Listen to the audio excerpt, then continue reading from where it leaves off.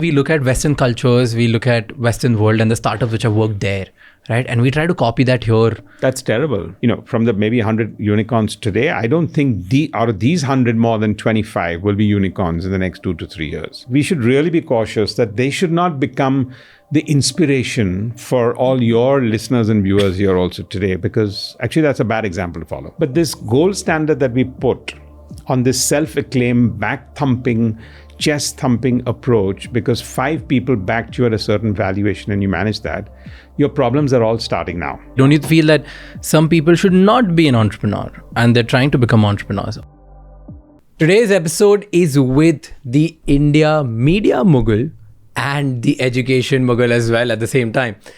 Today, we spoke to Ronnie Screwvala, who started his journey from the scratch on the streets in Mumbai and turned around his life into something really, really big. He started with building a media house. Then he bought a kabaddi team and turned that around. Then he started an edtech company called Upgrad, and now he is actually helping every Indian learn better and get upgraded with their skills so that they can lead better in their life.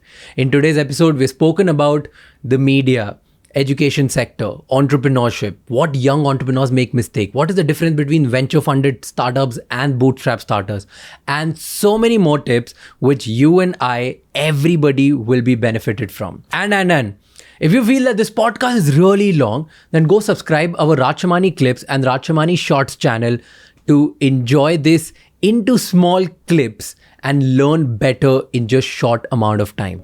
Enjoy today's show.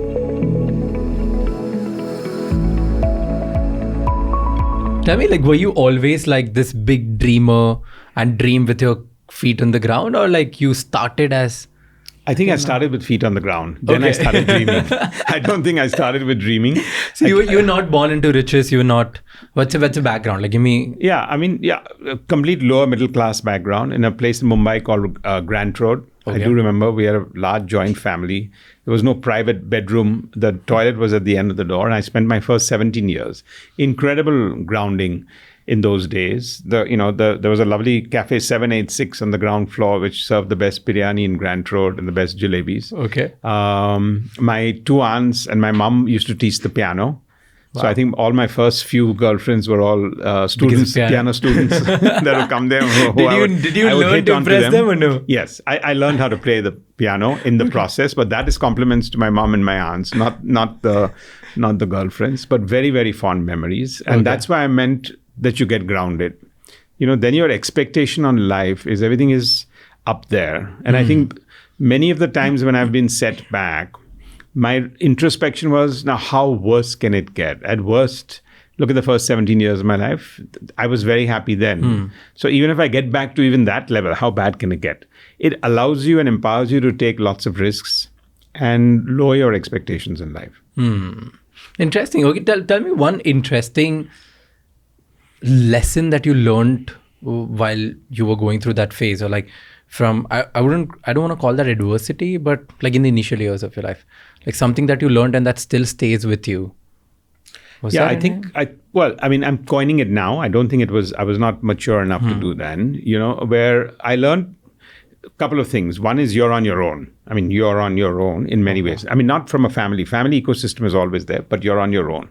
And the second one is, when you choose to do something, you have to go about it you don't have a choice, right? Because I think when I told my parents that I want to do something on my own, that was a big shock for them, like it is for most 99% of the parents that want to look at that. But they were good Parsi parents, quietly, worrisomely supportive. Okay. And I think one of the things that my parents said is, look, even if you finally want to do this, I just want to tell you, you're on your own, because we don't have the money for your first mistake. Forget about your second mistake and your third mistake. And I think that rung a bell with me that says, you're on your own. And therefore, you don't have a choice. And when you have these two non-parachutes with you in life, it kind of holds you very tightly and makes, again, your feet on the ground always.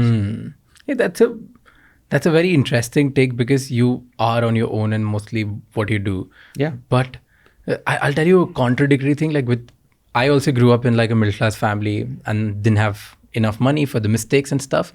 But my parents, on the contradictory, maybe because now the generation has changed and like so much awareness is there, they have always been that, okay, we know that we don't have enough resources, but even if you fail, don't worry, saath mein kar lenge. Correct. Like they were... So Saath Mein, I think, is all parents. Like, I mean, all parents will be Saath Mein. I think what they were telling me in a very materialistic sense is, while our spirit will be willing, our wallet will definitely not be. You know, they always say, I'm asking this question because people say this, right? That the money changes you, success changes you. The more you achieve, you kind of become like a different person. So that's why like the belief system and the things that you value, do that change or not? I've seen that happen with people. And I'm not sitting here from the pulpit and trying to lecture. I hope when I have my own report card that it doesn't reflect for me that money has changed anything for me. But I can see that it is quite intoxicating, right? Because it's a thumbs up for you. What is it? You know, when you see that, what do? Money attracts people thumping your back.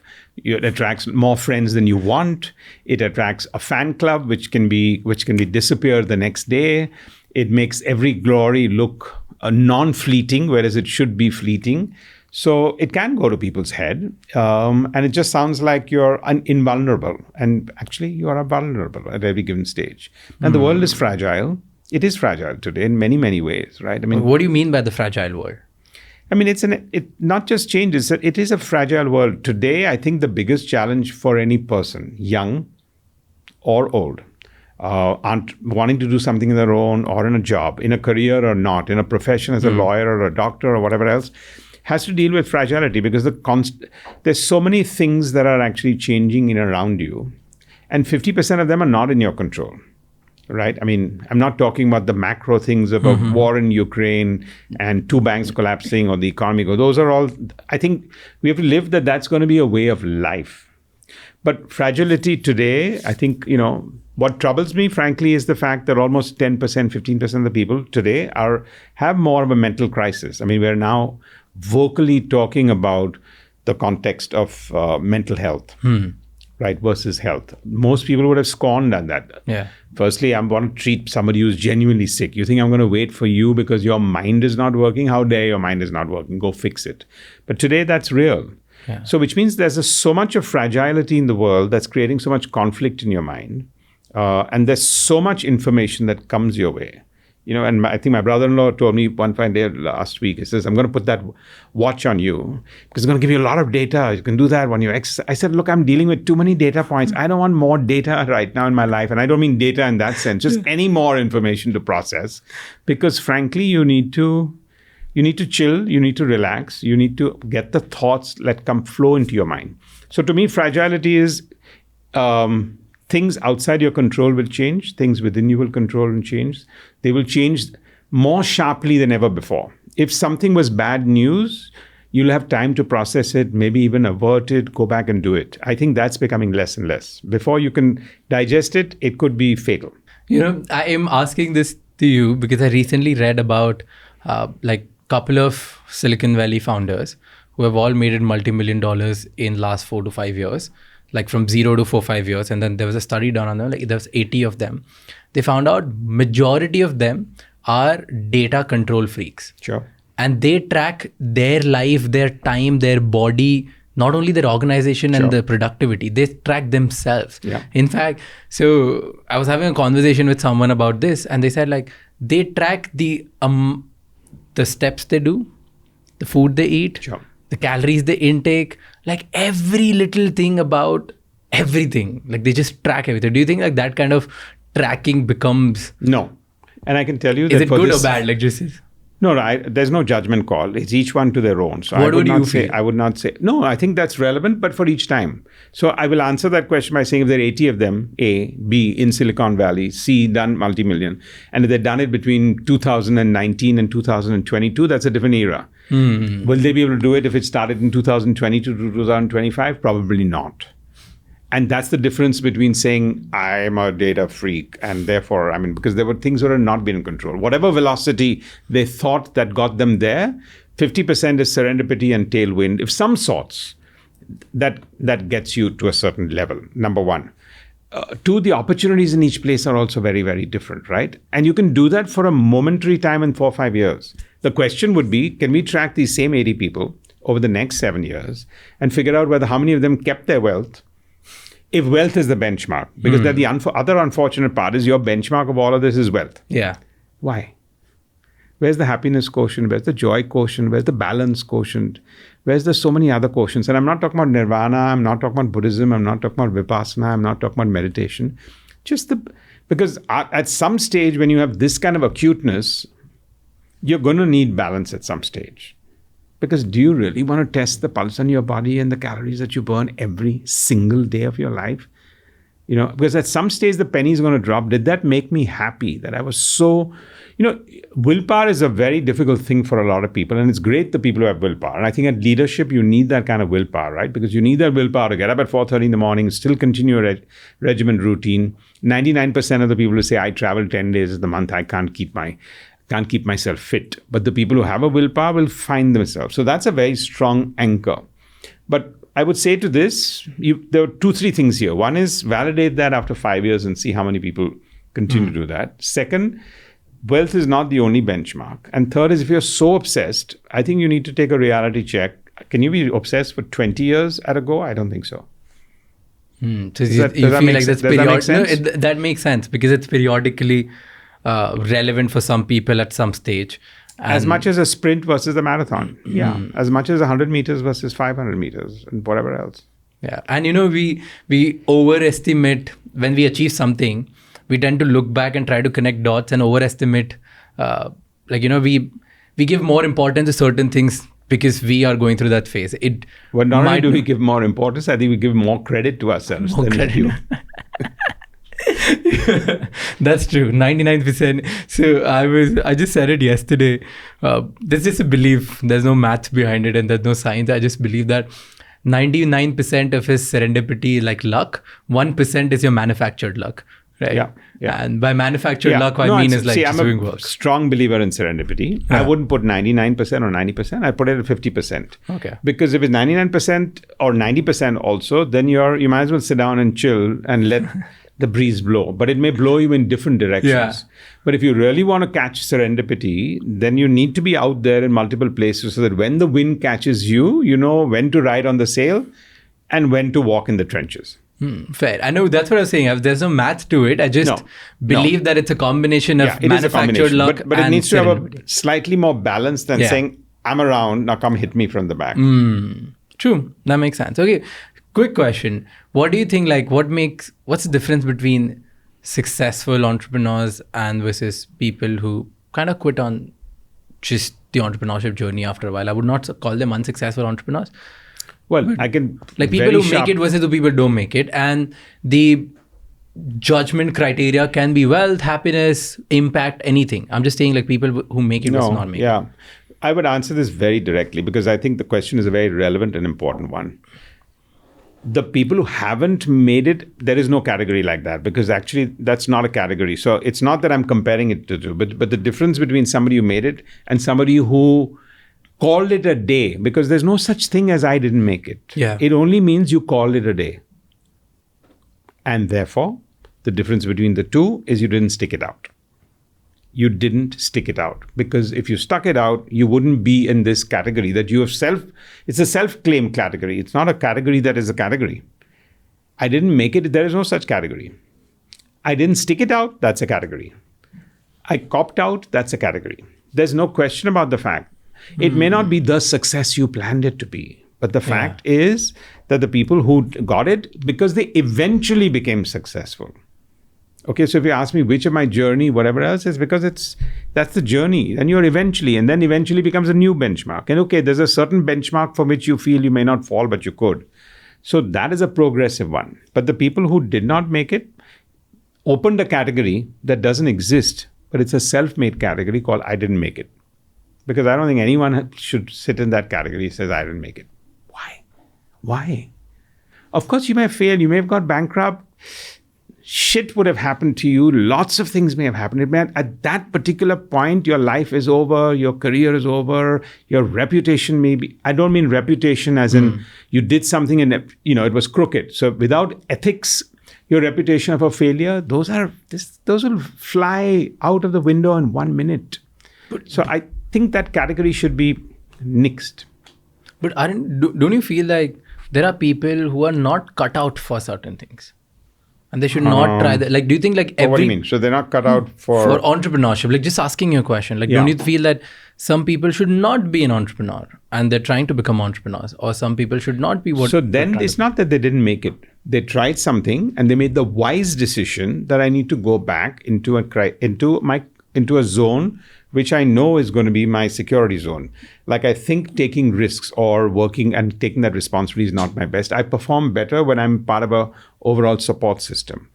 That doesn't mean you didn't make it as an entrepreneur. You did that, and then you took a good call that says, for good reason, not because I failed, not because I didn't make it. So, and I'm trying to dissect this here because I think I've lived all of those journeys enough to be able to dissect that and say very clearly, don't go do it. Because if you think I have the option to go back to a job, you will. If you start on your journey, and I think you asked me in the very beginning, one or two things that I started from my early childhood. And I said, one is, you're on your own. And the second is you don't have a choice. So if you ask me today, given that I had zero opening bank balance and didn't have money like everybody else thinks today is their birthright, that I won't start a business unless somebody funds me. Today, at that stage, there was no such thing. It was the reverse of that. So for the next 10 years, not having any fiscal support, but still building something, you go with the fact that I don't have a choice. You have worn multiple hats. Okay, there's a media company, and then there's edtech, and then there's multiple things. There's a sports franchise, right? Like everything you've done, and you have tasted success in like multiple of them.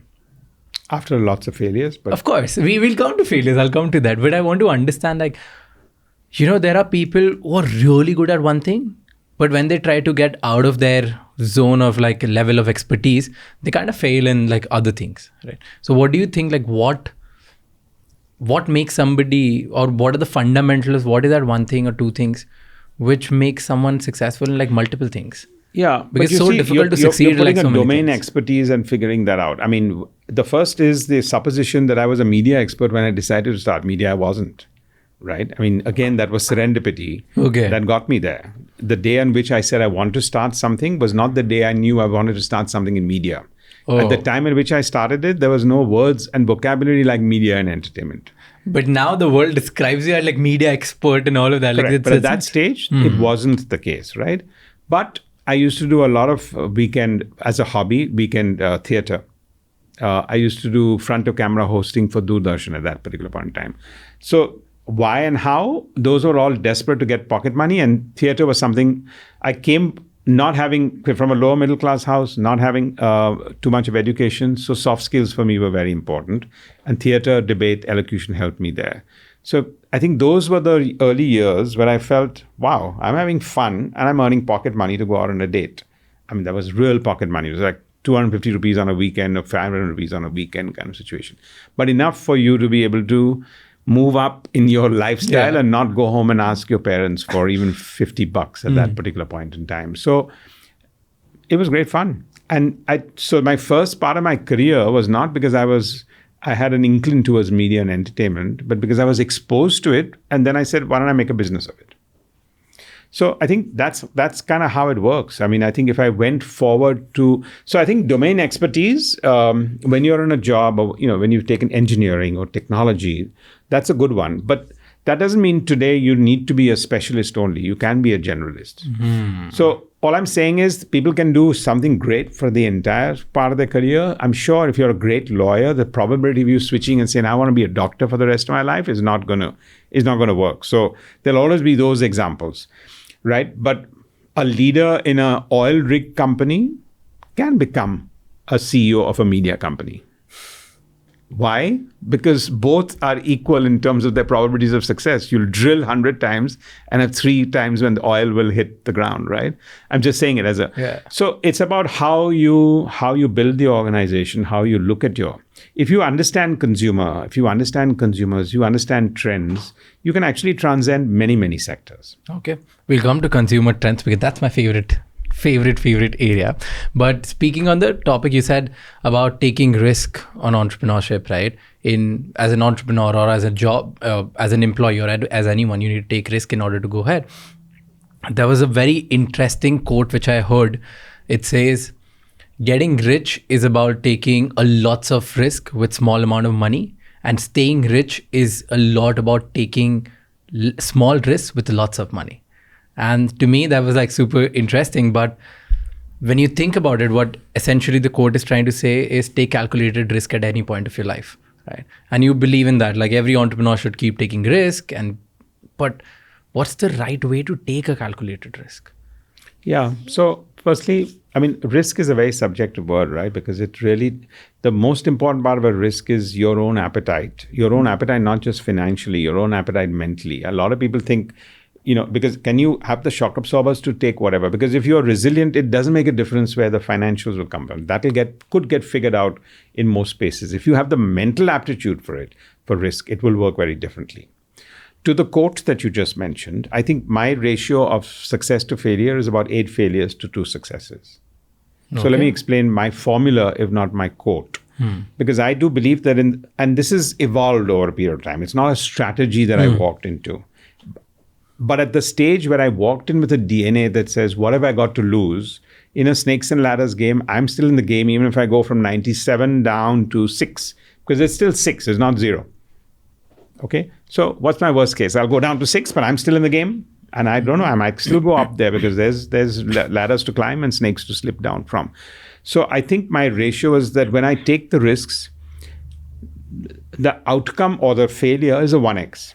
It could be I invested 10 crores and it was a write-off, or I hired somebody and it was a write-off, or I started a business and it's a write-off.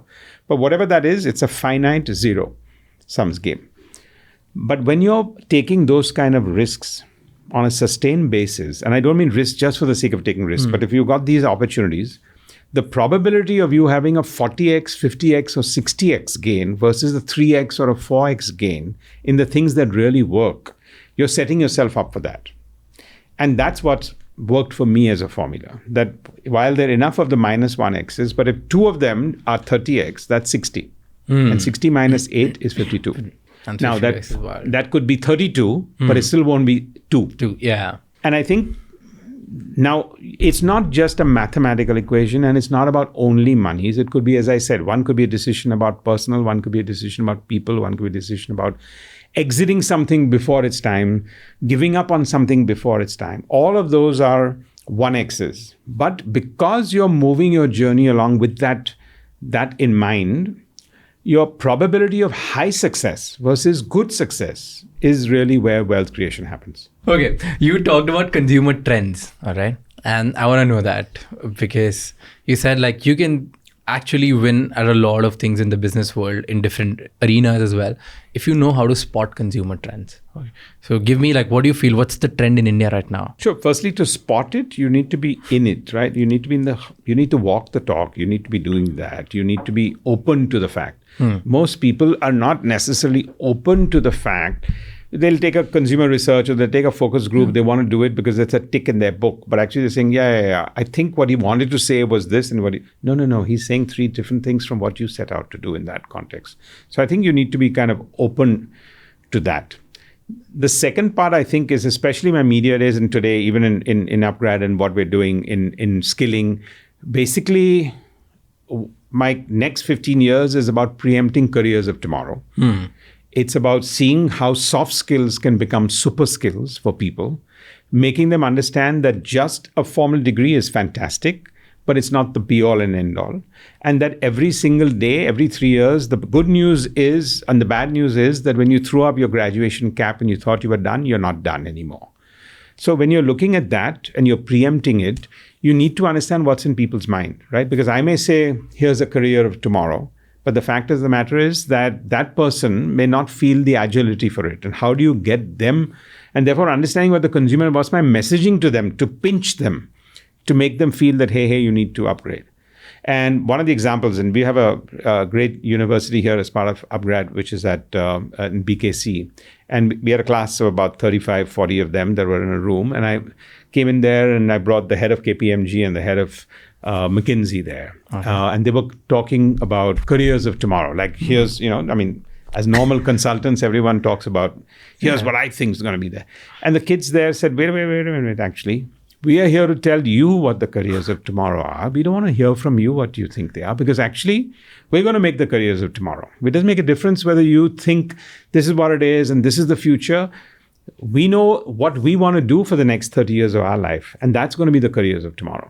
And when you take that insight, that one insight, I'm sure those two people walked away from there saying, I better shred half my reports out there, because if I'm telling people what they need to be prepared for without listening to what they think they want to do for the next 30 years, which is going to give them maximum of joy, excitement to do, I'm missing the boat.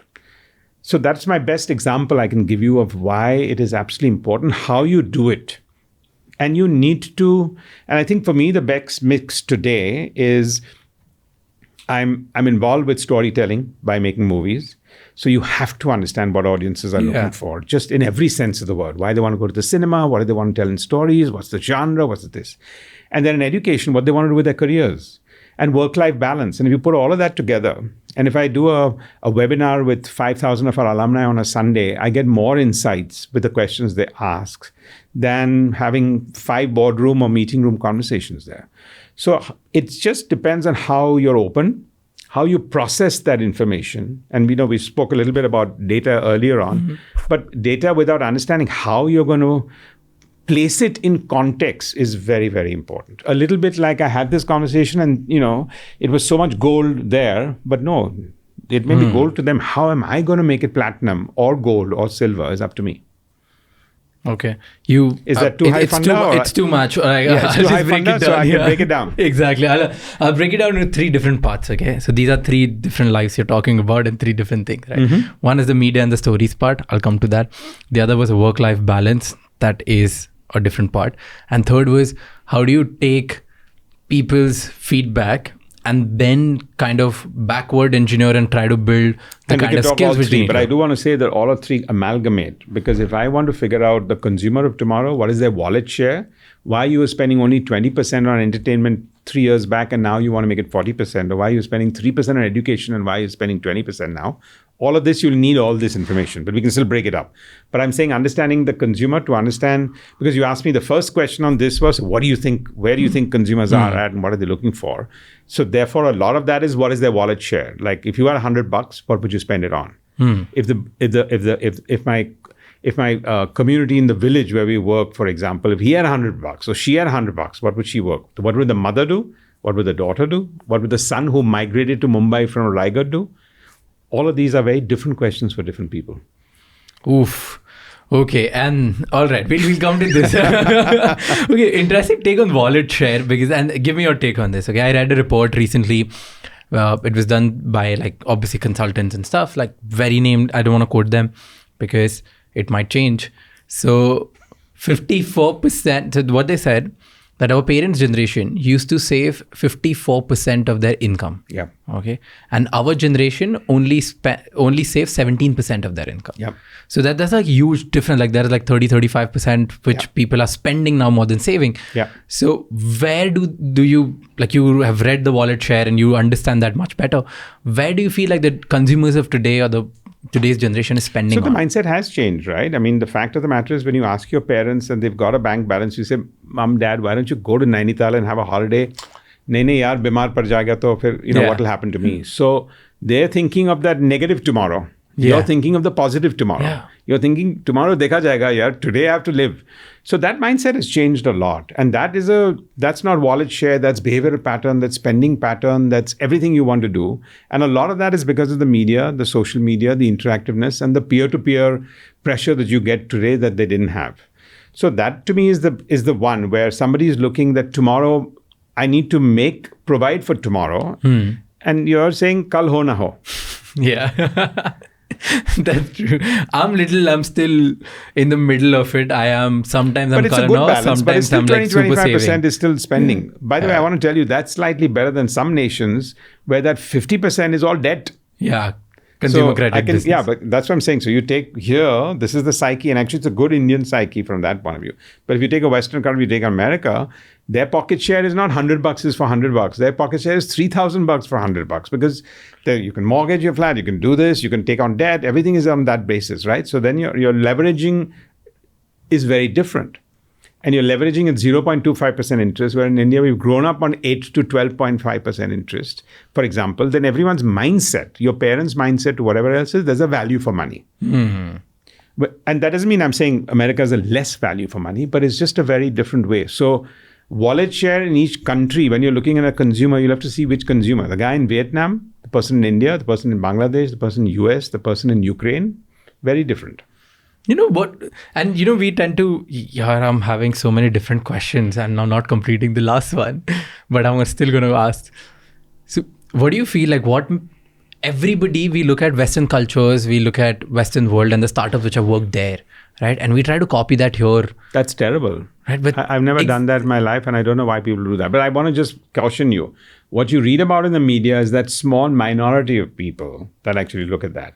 But if you see the people that are out there and some of the entrepreneurs, the SME sector, the small and middle scale, those are making manufacturing. If somebody's working in climate change, or they're working in agriculture, those are all non-copy paste. True, so I would they're say homegrown. They're home. But 90% of business ideas today on a cumulative basis, not basis on how they're funded by 9 crazy VC and private equity investors who want to just throw money on people. The other people, when you don't have that kind of money, you come up with better business models.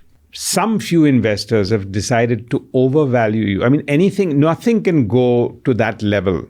No mercury rises in such a sudden manner. So I think that was a phase. There was a phase of zero cost of capital. There was a phase in that. That report card changes very, very quickly. I don't think we should use that as the gold standard or as the benchmark for anything from that point of view.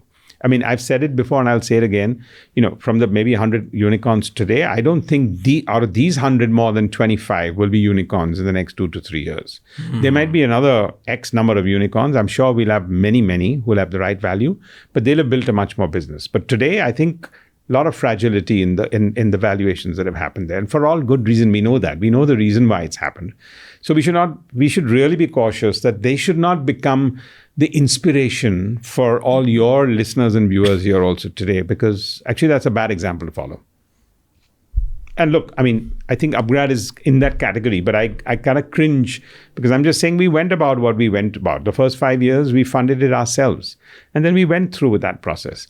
But this gold standard that we put on this self-acclaimed, back-thumping, chest-thumping approach, because 5 people backed you at a certain valuation and you managed that, your problems are all starting now. There's a statutory warning. Your problems start now. After getting that status, because now where do you go? Where do you go from here? Now you got to build solid. Where do you go from here? Now you know more sales. 25, sure. Out of the 100, yeah, I would say the rest. Where do you go from here? Yeah, and if that's not a model, then let's keep that out. And then when we talk about the real India or the real opportunities, even the real anywhere from that point of view, or the real Vietnam or the real China or the real any economy or the real Africa, I mean, there's a lot happening. True. That is. I'll come to that, the India story, right? And first I want to complete the last question was, where do you feel like today's customer is spending on? Like, what do you think? Where are we spending the most, the young generation? Is it entertainment? Is it education? Like, where are we spending the most? Yeah. So, I mean, my broad class, and I'm not an economist, so I'm giving a very down to earth person to person as a customer. And I can see that the self-consumption has gone up. And I say self-consumption and then can have many roots in that. So for some people, I think the whole element of what I would call for yourself is a combination of entertainment, recreation, outdoor activities, something that you want to consume in that thought process, lifestyle approach, what you spend. So there's that whole consumption pattern on self, whether it could be an expensive phone because you're spending 6 hours a day or 3 hours a day on it, to lifestyle, to how you want to dress and do whatever else, to what you want to consume in every sense of the word, and recreation. I think today more and more people have spent more money on that. The savings part, I think, is the one that has shrunk because you do believe, rightly so, I think, and in India, that tomorrow is going to be better than yesterday. And I think when you ask for that generation, maybe your parents at that stage grew up where tomorrow may not be as good as yesterday. Yeah.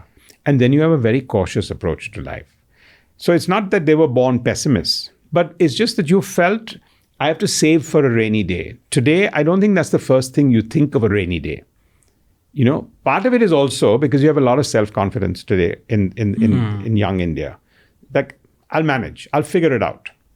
At that time, you didn't feel you had to figure it out. That's why my dad sat and tell me, but you are on your own. Yeah. Because he didn't think that there would be. But at that stage in age, I felt I'll figure it out. True. So that's why my ability to take risks. So my spending power of 100 rupee wallet will be on great ideas. It may not be necessarily on my self-consumption. The t-shirts and the trousers I buy 10 of each and then wear them for 10 years. Okay. So it's the easiest decision for shopping and it's the easiest decision every morning for wearing your clothes. Nice. So I think it's each one to their own. But still, it's self-consumption. It is self-consumption. It is self-consumption. But it is because you believe tomorrow is, is going to be better than today. And I think some of the other earlier, and I'm not saying I'm in that generation where I feel young, but I'm in an older generation. So I feel I can relate to both, where I do believe tomorrow is better than yesterday, and I think and spend accordingly. Yeah, because you're right, because I've seen my father from, like, the best thing happened to me was, like, I saw my father building. Okay, I was born at the time when we were not doing very well financially, and then eventually I saw that whole struggle, like up and down, and then eventually he started doing better, right? But even today, his entire life is about, मैं एक छोटी ज़मीन खरीद लेता हूँ, वो mom का take care करेगी, मैं दूसरी ज़मीन खरीदता हूँ जो मेरे बेटे का टेक केयर करेगी, right? His whole life is, I've never heard him saying, okay, let me go take a holiday. Yeah. Let me go spend on myself. Let me buy something because I like it. Yeah. Okay. And whereas I make like fraction of what my dad has made. And it's not from an indulgent or lack of indulgence point of view. He might think it's worth it to take all of you all for a holiday. Yeah. Yeah. Okay, but now you're not willing to go for a holiday. Then his mind will change overnight on that. Yeah, that's true. Okay. And coming to the next topic, okay, that was about education. And because I have my own courses as well. I have my small university called Figuring Out University, where we teach people a lot of how to become content creators, how do you expand your businesses through social media and stuff like that, right? And there's something I came to a realization, because I used to talk about public speaking as well. And I used to have courses on public speaking and stuff, right? And correct me if I'm wrong, India, specifically, this is what the pattern I've seen. India spends very high when there's a promise of jobs. Of jobs, yeah. Well, of jobs or the money or something in return. Like there's a promise of certificate which can get them a better job, right? Yeah. They spend very less on soft skills. Yeah. Right? Then they spend like extremely low on something which is just for passion. Yeah. So the highest is something which is rewarding them instantly. Yeah. Second is passion, and third is something which is just like कि मुझे passion भी नहीं है. Second is soft skill and third is passion. Yeah. So do you feel that that's true? I think that's a very good categorization. But bottom line is, it's not about whether... See, firstly, education is a very evolved word, because education is a calendared event now in your life, which is school and college. So the minute you say education, sounds like I'm going back to a place to learn. And I think today people are understanding that education is a lot more. It's a lifelong learning process, or a learning process, or a skilling process, or an upgrading process there. You're right that for a lot of people, see, in a developing country, or even though we're going to be one of the 3 largest economies, we're still in many ways developing, even though we're not a category of a developing country in India. But in that category, you are looking at where 90% of the people do want some sense of instant gratification. There's low ROI on soft skills, because it's not an immediate... Yeah. You know in the heart of heart that, yeah, if I could just do this, actually I just finished interviewing for a job. But I don't think the connection is that if I knew my soft skills, I would be able to get 80% better marks just because I presented myself better, rather than I knew everything I needed to do to go into that interview. So today it's a lack of knowledge that you feel, because soft skills is the most important. I'm a product of soft skills. Yeah. I'm not a product of hard skills. I did my BCom and then I moved on to being an entrepreneur. So everything that I've done since that, not having had funding for 10 years, not having had recourse, is about my own self-confidence, then my ability to communicate. And I wasn't born with that, right? I mean, it was something that I inculcated. I realized the power of soft skills more than anything else. And therefore, I'm a preacher of that. I'm an evangelist. And my second book I did was really about saying how important soft skills is. And I think for a lot of people, they don't see the immediate ROI. They feel, but actually, that is going to be 10 times more critical today in this field of education. And I think what you're doing here and on this show, people want to absorb that today. They want to feel, okay, so I need that 2-3 things. They might listen to us for 45 minutes. They just need to get 2 points out of it. Nobody needs to get 40 points out of it. We've talked about an array of things, and I know you might say we've talked about lots of things and there's too much. But actually, what I want to do is if one person has 2 things to take away from it, superb. True. Now that in that context, what they take will be something that will give them that level of clarity and confidence to put into life. So I think soft skills is underrated, but it's very, very, very critical. I've started calling it super skills because soft sounds soft. Yeah. But super sounds like Shaktiman. And nice. Right? I like that. So I think we should all, because we're going to be a superpower, and I think we should just call it super skills because actually it's going to give you superpowers and you're going to be a superhero if you can just get your soft skills into some super skills. And look, there are 60 soft skills. You just need to know 2. Pick your 2. Not everything is about you being able to be a great person or an articulation or English language, or Hindi language, or Tamil mein. I think it's about any 2 things that you think will make you stand out is what you need to pick and then just focus on them. Just curious question from an entrepreneur point of view. What's the difference between Upgrad versus all the other tech companies? Yeah, so I mean, the way I see it is our vision is a much more integrated approach, right? I mean, I'm saying somebody may just want to give college degrees. Somebody wants to do a boot camp. Somebody wants to do just job enable. I think what we have, and this is my media upbringing and the way I've started a media company, I'm a firm believer that scale in a country like India or when you want to build a global company, which I think we want to do, is to have something integrated, which means you take everyone past K-12, which is a college learner all the way till 65, and look at all their needs. And I think that's our differentiator today, where some people are doing study abroad, some people are doing transnational education, some people are doing only boot camps, some people are doing formal degrees, some people are doing undergrad degrees, some people have only offline and online blended. I think our ability is to do all. And I think reflecting back, when I started off and finally made a media business, and I think the reason we stood out and created value was because we were not just a content creator. We were not just a production house, but we had 10 broadcast channels, yet we understood content and created for many people. Yet we were a movie studio. We were an animation studio and a production house. So it was all very much part of media. It wasn't some diversified salt to steel kind of definition. It was a very connected approach to creativity and being a catalyst, but in an area where when something went down, something would go up. And I think that makes more like an aircraft carrier. So I see ourselves more as a flotilla or as a sort of an armada of ships rather than just having one aircraft carrier, because sometimes once that hit, then it's hit. And which one is your favorite, or where do you see the most traction out of all the things that you provide? So at Upgrad, I'm fascinated by the fact that I think the future of learning tomorrow is going to be a lot more about peer-to-peer learning. And I know that most people said when you build brick and mortar, curriculum is important, follow the rules is important, and faculty is important. And faculty is definitely important. But we're not going to be able to solve the faculty problem in India because it isn't. But peer-to-peer learning today is becoming, as it's like anything else, right? When you want to consume, you don't want to see a marketing ad anymore. You want to see what 40 other people who experienced it went through that. Yeah. So that whole element of study groups and peer-to-peer learning is something that we're cannibalizing. And second, I think that the umbrella of the future of learning is coaching and mentoring. And I don't mean one-on-one coaching or even what we're doing here. It's just the element of permanent coaching and mentoring. If I look at these two umbrellas, I think that's our guiding force for everything that we're building for the next 10 years. What do you feel like? What do you understand about Indian consumers? Like, give us some consumer insight which you feel like, oh, Indians are different in this way. If I'm an entrepreneur, is there something I should know about India very well? Or something that you have there's noticed? A very diversity of culture, diversity of needs, diversity of spending. And I think you can look at that in the largest common denominator. You can look at it in the top of the pinnacle.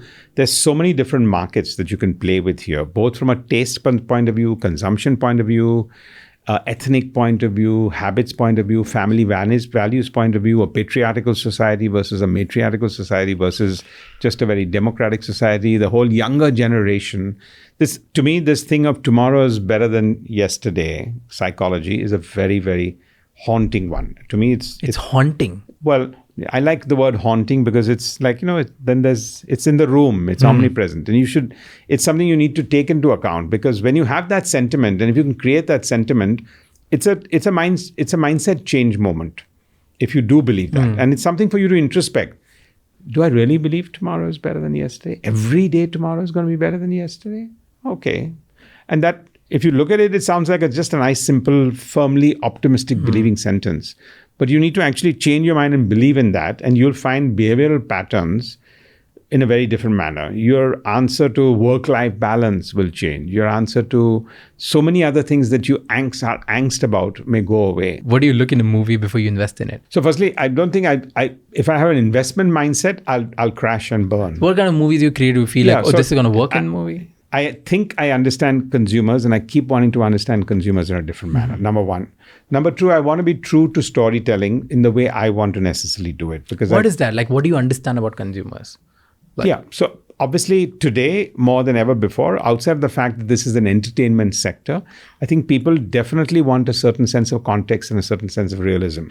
So I think the movies we've made versus, I came from the outsider. So being an outsider, to me, the song, dance, family approach, and everything goes, and either that or the dishung, or just hardcore, nonsensical, but it works in a hardcore, leave your brains behind.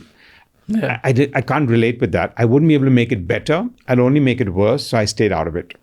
So then, therefore, from my early days, whether it was Swades or whether it was Rang De Basanti, those were the breakout stories that appealed to me, right? And I guess maybe to that extent in those early days, I do believe that I was part of the formula that allowed it to happen. Maybe if I hadn't backed it, maybe somebody else would not have backed it. And therefore, it may not have happened. But being the outsider gave you the sense that if I stay with my values. Now, I was not doing it saying I want to talk about an audience that I don't know exists. I don't make movies myself, because if I did, I would not make 99% of the movies that I would make, because what I want to see, if I want relaxing versus what I want to see from what I want to do as a passion, are two different things. So to me, I think getting the message across, having a sense of realism, that doesn't mean that everyone should do that. But I'm saying there's so many people doing the other stuff in any case that one more person doing that doesn't make any sense. So that's my way of storytelling. Now, when I was running it as a business to what I'm doing today with RSVP as a passion are two different things. And the reason is, when you're running a business, 50, 60% of your decisions are what you have to do. Yeah. And 40% what you want to do. When you're doing it as a passion, 100% better be what you want to do and nothing that you have to do, because it's a passion. Yeah. You don't have to do it. You don't have to get up in the morning and play golf. You don't have to go to the squash court. You don't have to play chess or whatever else you want to do. So that is a very liberating sense of being able to then do what you want to do, because you can say no 99 times. When you're running a business, you can't say no 99 times. A lot of people are doing what they used to do in Bollywood. And do you feel that's the reason why it's struggling right now? Or is it just because of OTT and the South cinema has gotten super successful? No. South cinema has always been around, and they tell great stories. Yeah, but they're just looking much better and shining much better because of the simple reason that they're doing exactly what they were doing and staying, focusing on it, innovating, and doing it better. So yes, I think here, because you talked about like sense of realism, right? Like so I don't want to be judgmental, but I think we've taken our audience for granted here, and I think that's the problem. Right? And we haven't made the change. And the main problem is when you're an insular industry, and I'm not saying we necessarily are, and I don't want to be critical because I'm very much part of it. And I'm very proud of it because the creative industry does have a strong impact. Yeah. But when you're insular and when you're clannish, you just say the same thing again. And when you're with people who finish the sentence for you, it's the most dangerous place to be in. Because if every meeting, somebody can finish the sentence for you, or going out saying, what a culture! It's so nice. We're all so sorry, but where's the diversity and what's going on outside, and how are you going to figure this part out, and who's going to challenge you? And then you're in your own world, and you're in La La Land. You're in your own world. Then you're in a La La Land, and then you're irrelevant. Mm-hmm. It's not because of OTT or the world, or it's just about. We're not being those very kind of changes will be there in any case. But thank God for OTT, right? Thank God for OTT, because the simple reason that good creative people are getting an opportunity to write even better scripts for a much wider audience. And what you've done is now an audience has actually got used to a different level of storytelling, and now finds it very difficult to just be in suspension of reality. or look at a star, because the context of star and actor and larger than life has also changed for a lot of people, right? I mean, in the younger generation, complete iconic situations are very different. A 20 million TikTok viewer is very different than 20 millions of Twitter with an actor. Coming to the last topic of the day, why do you feel like giving back is really important? I think because... And at the young age as well? Yeah. I think that was my balance. I think it's a root sometimes. And I think for a lot of people who feel uncomfortable in their work-life balance, therefore they're feeling unsatisfied with their life in some form or the other. And I know I'm not trying to be a mockery, because there are people who are thinking, nahi yaar, between the 2 hours, it's so easy for you to do, but I commute 2 hours each day, each way. Then I come home, I'm fagged out, my family, my kids, I don't see them growing up, I'm being made to travel. Those are ground realities. I fully get that. But you can manage a fair bit of that, is what I think. You can be at least 50% in the control of your destiny. Giving back is a very powerful medium, and I think it gave me a lot of balance, because at that early age, and I don't know why, it's a little bit like I wanted to be an entrepreneur. I didn't know what I wanted to do. I became something in media and entertainment, as I gave you, because of serendipity of doing theater and whatever else. The same way, I don't know why, but when we started something, my first thing was that, about 10% of what we do, we'll do for giving back. And at that stage, again, with no balance, for me, we had a 10,000 square foot office that we had rented. And at 1,000 square foot of that, we started an old age home, a little bit of a creche and an orphanage kind of situation. And that was extremely binding, because nobody went home. At 6:37, you had 30 people, all 30 people gravitated to that till 8, 9, 10, because suddenly it was a different part of them. And I saw the culture building in an organization at that very early stage. But I wanted to do that. So I think this thing about I can't make a difference singularly, which I think today the generation feels, I think is wrong. And I know that when we did in 2006 Rang De Basanti, and I remember Amir, Rakesh and me going to Delhi University, and they were, in that large quadrangle, there were almost 10,000 students. And after the screening, and they said, sir, this is nice. Because, it's the heroes die at the end and whatever else. But the cry at that time was, I can't make a difference. Yeah, it's okay, yaar, aap Amir Khan ho, you can make this statement. What do you think? You think I can make a difference? And I think that's changed today, where people do feel singularly we can make a difference. And I think in the giving back, individuality is very, very important. It's not about money. It's about the mindset of that balance. And I think you'll get your work-life balance, because if you're slightly more blessed than the next person, you look at life in a very different perspective. And I've come from a lower middle class household, so I can identify with that journey that I've taken, that at every stage, if I look back over my shoulder and say, but if I've come here, what about this person? And what about that person? Or I was privileged in the last 5 years of my life to go to a good school like Cathedral. But before that, I went to an even good school called Dunn's Institute, right? Where it was a challenging environment then. Today, I still sponsor at least about 7 to 10 kids from that institution. But that's just because you're looking over your shoulder. So I think it's not a categorization. And I feel sure there are enough people who say, make a pledge. I think that's all fine. And it's nice, because maybe Bill Gates and Buffett have at least made philanthropy a little bit more high profile. But it's a very personal thing. But I would say for everyone in the younger, you can do your balance. It gives you a very strong purpose. Even if it's 10%, it's like your wallet share. In that wallet share, you don't need to spend 1 rupee of it, but take 10% of your mind share and it'll make a big difference. So it's either you give back via time or you give back via wallet share or like money. My daughter runs a mentor-mentee program with about 700 called the Lighthouse Project. And I've spoken to a lot of people, and they're young professionals or college-going kids who adopt a kid. And you need to spend about a day a month with that. And actually, most of them spend much more. But the impact it's had on the mentors is more than it's had on the mentees. So I think it's a strong message for anyone wanting to look at a balance in life, forget work-life balance, mind share balance, very important. I say it's like self-help and help others. Both the categories you should be there. Yeah. That's what my mom says, My mom says like, you guys keep reading about self-help. You need to have a lesson in your life which says help others. Absolutely. Like start reading books. But I do want to say others. In that early stages, while you may be helping somebody else, you are big time helping yourself for the future. So introspect on the impact it's having on you also. There is an ROI for you, not an ROI for somebody else when you're doing that. So be selfish when you're being selfless. You'll get a lot of self-conviction on yourself and that. You'll be able to, you'll feel that. All right. On that note, thank you so much for having a lovely conversation. Thanks a lot. I think it flowed. Yeah. I think it was very natural. And obviously you have a lot of curiosity that brought about a very diverse set. I didn't see you looking at any notes ever. It was more about speaking aloud. Completely didn't ask you about a lot of stuff. I wrote down like so many things. Yeah, but best way for something is for the water to flow. Yeah. Thank you so much for watching this episode till the end. Please let us know in the comments if you like this guest, if you didn't like the guest, what question do you want us to ask from the next guest, which is coming. Until the next episode, keep figuring out. And don't forget to share it with at least one person, because one conversation can give 100 ideas. And out of those 100 ideas, if one can implement even one in their lives, then their Indian dream will come true.